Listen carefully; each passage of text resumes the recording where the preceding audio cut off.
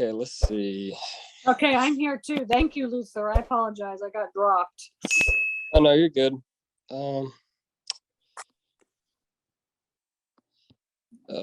Were you able to run comparisons between the population of Grand Bay and the total number?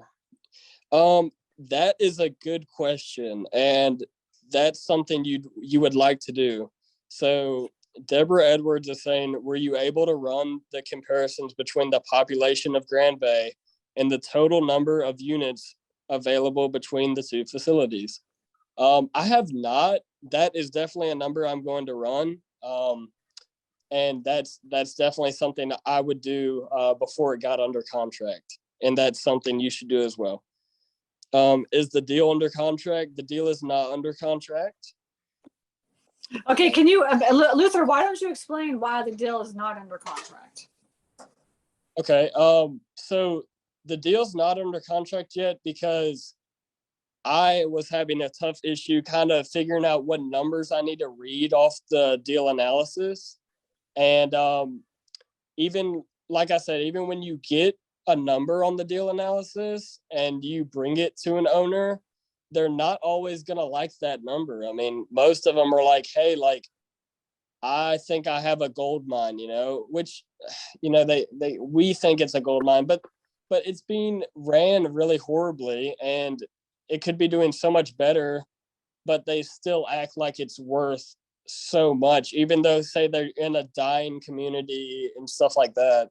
And so that's kind of why it's not under contract yet, because even if I do get an offer from the deal analysis, I have to go and now present that offer to the seller. And then there's just that chance that the seller's like, no, which a lot of the times they're like, no, like I want 100,000 more than what you're offering.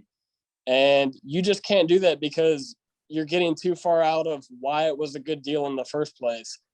And that's kind of when you just, you take a step back and you be very polite and you just say, well, keep me on your radar. If you do end up wanting to sell, I'm right here.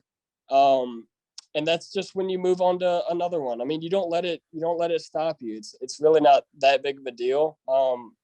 Did you put an offer on this one? Mm-hmm. No, ma'am. No, I have not. You haven't put an offer in? Okay, so we got to put an offer in. If you guys put into the chat too, what would you like? You might as well just, I always say put an offer in, even if you think it's going to like kill the deal or whatever, just to practice putting the offer in. From you guys, now that you saw the deal analysis and you saw the numbers, what number would you put in for an offer? All right. So because I think, what was it? At an 8 cap, it was worth, like, was it $661,000?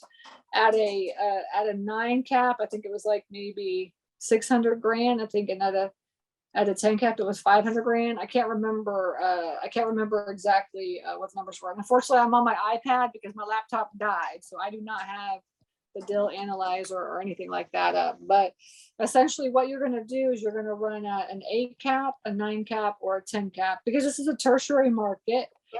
And then you can right, and then you can just, basically you decide based on your loan terms are what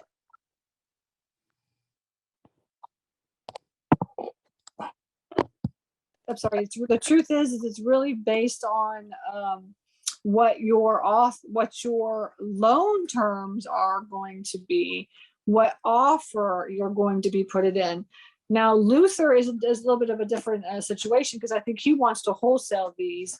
So what he has to do is, especially Luther always has to keep this in mind, especially if you do want to wholesale. Now, he wants to buy some and wholesale some, but if you want to wholesale some of them, then you have to give yourself some spread to be able to make some money on the back end, right? So let's just say at a 10 cap, this thing was worth $500,000 and he wanted to wholesale it and make 50 grand on it. He really should only put an offer in for 450 grand so that he can make the 500 grand. Now, if he was purchasing it, he could put an offer in for 500 grand.